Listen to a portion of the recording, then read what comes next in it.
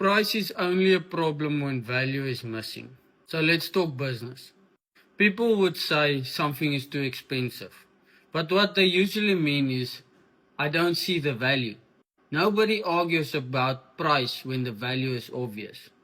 No one complains about the price of water in the desert. No one negotiates when the problem is urgent enough. In business, this is a simple test. If customers keep pushing back on price, don't look at the price first. Look at the value. Did you explain it clearly? Did you solve a real problem? Did you make the outcome obvious? Because when the value is clear, price becomes secondary. But when value is weak, price becomes the battlefield. So the real question is, are you too expensive? Or are you just unclear about the value you bring?